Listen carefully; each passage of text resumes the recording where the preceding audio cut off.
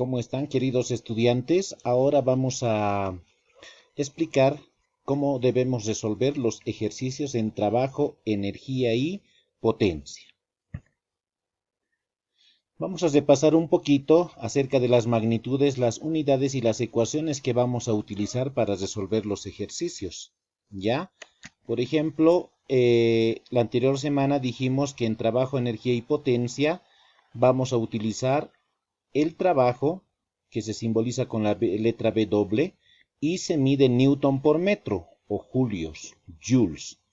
La energía vamos a simbolizar con la letra E, y se mide en kilogramo metro cuadrado segundo cuadrado, que también es un joule. Tanto el trabajo como la energía se mide en joules. La potencia, ¿no? Simbolizamos con la letra P mayúscula, esto es julios sobre segundo, ¿no? Y también esto se transforma en watts. La fuerza ya la hemos conocido cuando hemos estudiado dinámica y rozamiento.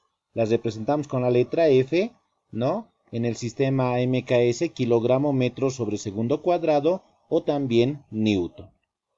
La masa, vamos a medir en kilogramos. Las distancias recorridas, vamos a representar con la letra D, vamos a medir en metros. Las velocidades, simbolizamos con la letra B. La unidad metro sobre segundo. Las alturas vamos a medir en metros, lo vamos a simbolizar con la letra H. El tiempo, ¿no? Lo vamos a medir en segundos, T minúscula. Y la aceleración, ¿ya? Que medimos en metros sobre segundo al cuadrado. En este capítulo vamos a utilizar las ecuaciones de dinámica. No te olvides que en el eje de movimiento hacemos una sumatoria de fuerzas igual a masa por aceleración. La fuerza de rozamiento es igual al coeficiente de rozamiento cinético por la normal. En el eje donde no hay movimiento, la sumatoria de fuerzas es igual a 0. Y no olvidemos que el peso es igual a la masa por la gravedad.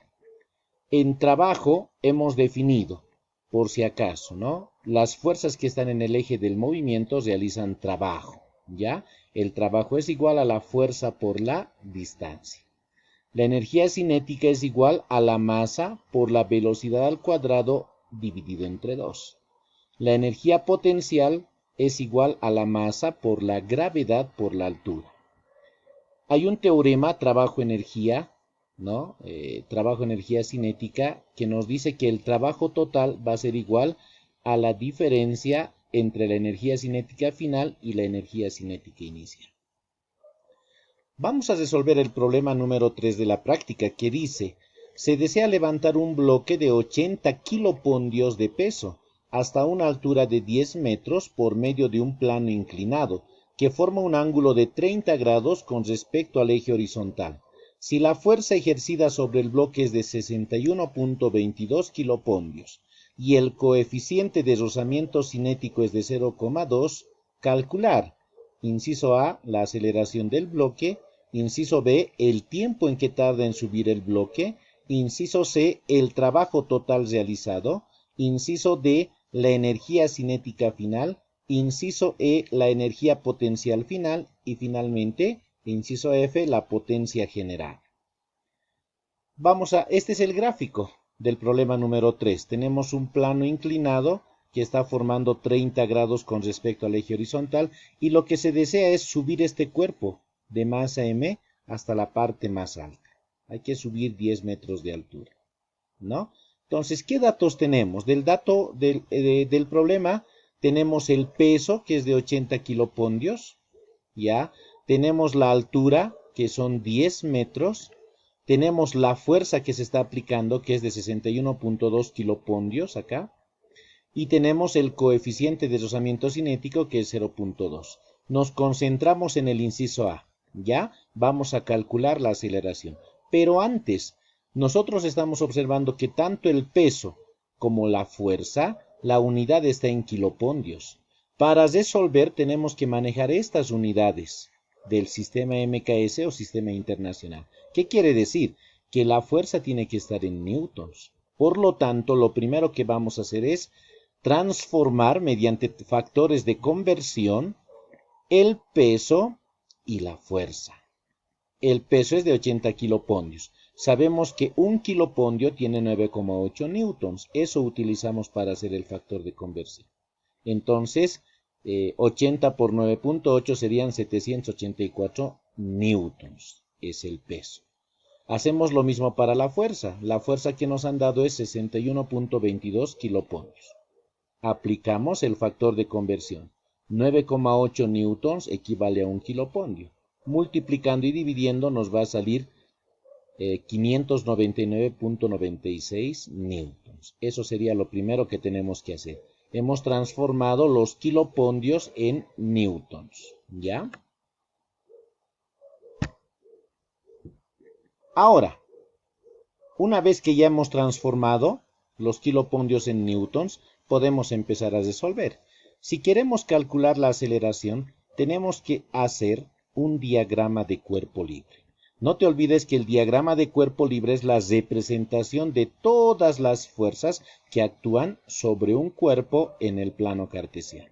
Dibujamos el eje X, que va a ser el eje por donde se va a desplazar el objeto, va a ir subiendo, y a 90 grados dibujamos el eje Y. Las fuerzas que tenemos son la fuerza F, la fuerza de rozamiento, el peso, que va a estar dibujado verticalmente hacia abajo, y como hay un ángulo de 30 grados, vamos a tener que hacer una descomposición vectorial.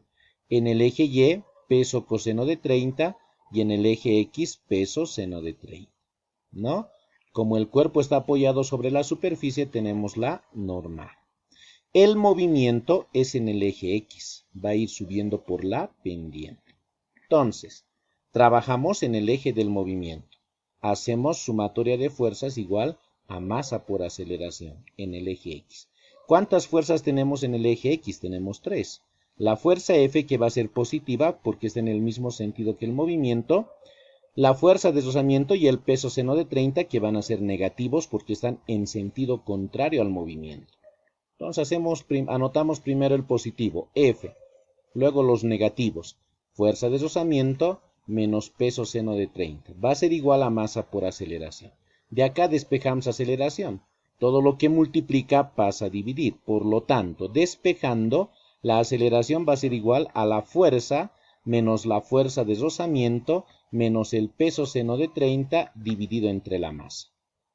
Si revisamos esta ecuación, nos faltan dos datos. Nos falta la masa y nos falta la fuerza de rozamiento. Primero vamos a calcular la masa.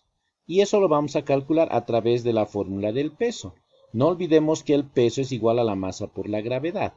Ya, como queremos calcular masa, lo dejamos ahí. Todo lo que multiplica pasa a dividir. Por lo tanto, la masa va a ser igual al peso sobre la gravedad.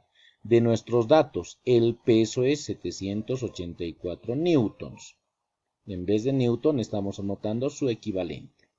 Dividido entre la gravedad, nosotros sabemos que la gravedad es 9,8. Dividimos 784 entre 9,8, el resultado es 80. En las unidades, metros por segundo al cuadrado se van a eliminar y nos queda kilogramos. La masa de este cuerpo es de 80 kilogramos. Ahora calculamos la fuerza de rozamiento. Si recuerdas, la fuerza de rozamiento es igual al coeficiente de rozamiento cinético por la normal. Necesitamos calcular la normal porque tenemos el coeficiente de rozamiento cinético que es de 0.2. La normal en nuestro diagrama de cuerpo libre se encuentra en el eje Y. Entonces trabajamos en el eje donde no hay movimiento. Hacemos una sumatoria de fuerzas igual a 0. Consideramos positivo a la normal porque está apuntando hacia arriba y negativo sería el peso coseno de 30. Entonces, primero el positivo normal menos el peso coseno de 30 va a ser igual a 0. Todo este término que está con el signo negativo va a pasar al otro lado como positivo. Por lo tanto, la normal es igual al peso por el coseno de 30. Reemplazamos datos. En vez de peso anotamos el peso de nuestro problema, ¿no? 784 newtons. Eso debe multiplicarse por el coseno de 30. Multiplicando ambos valores, sabemos que la normal entonces es de 678.96 newtons. Ahora sí podemos calcular la fuerza de rozamiento. La fuerza de rozamiento es igual al coeficiente de rozamiento cinético por la normal. Reemplazando datos, tendríamos que la fuerza de rozamiento es igual a 135.79 newtons. Como ya hemos calculado los datos que nos faltan, ahora podemos calcular la aceleración en esta expresión. Lo copiamos y reemplazamos datos. En vez de fuerza, anotamos su valor, 599.96. Menos la fuerza de rozamiento, hemos calculado 135.79. Menos el peso por el seno de 30. El peso es de 784 newtons por el seno de 30. Estos dos valores vamos a tener que multiplicarlos primero. ¿Ya? Entonces copiamos 599.96 menos 135.79 menos la multiplicación de esto es 392 y todo eso va a estar dividido entre 80. Sumamos y restamos en el numerador, nos saldría 72.17 kilogramos metro segundo cuadrado. En vez de newton estoy anotando su equivalente. Lo dividimos entre la masa. La división sale 0,90. El inciso A estaría resuelto. Vamos a trabajar ahora con el inciso B. En el inciso B nos piden calcular el tiempo que tarda en subir el bloque. Este bloque debe subir desde la parte inferior hasta la parte más alta. ¿Ya? Para calcular el tiempo vamos a trabajar con ecuaciones del MRV. Y ahí necesitamos tres datos. Un primer dato es la velocidad inicial, que es 0. ¿Ya? Luego, el segundo dato va a ser la aceleración, la que hemos calculado hace un momento en el inciso A. Y finalmente, el otro dato que necesitamos es la distancia. ¿Qué distancia ha recorrido el bloque desde el momento en que empieza a subir el plano inclinado hasta la parte más alta? Esta es la distancia que tenemos que calcular. Entonces, del gráfico, ¿no?, nos apoyamos en las funciones trigonométricas.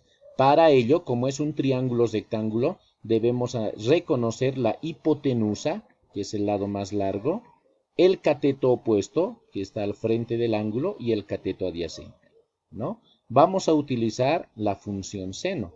Sabemos que la función seno de cualquier ángulo es igual al cateto opuesto sobre la hipotenusa. Nosotros vamos a aplicar eso en nuestro triángulo.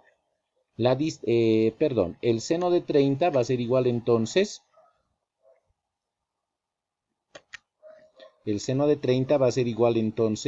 al cateto opuesto, que son 10 metros, sobre la hipotenusa, que es la distancia que quiero calcular, ¿no? Despejando, todo lo que divide pasa a multiplicar y todo lo que multiplica pasa a dividir. Tendríamos que la distancia va a ser igual a 10 metros dividido entre el seno de 30. Y haciendo esta operación, la distancia es de 20 metros. Teniendo la distancia, ahora podemos calcular el tiempo y como les decía hace un momento, vamos a utilizar una ecuación del MRV. Distancia es igual a la velocidad inicial por el tiempo más un medio de la aceleración por el tiempo al cuadrado. Como mi velocidad inicial es 0 y cualquier número multiplicado por 0 es 0, esto se elimina.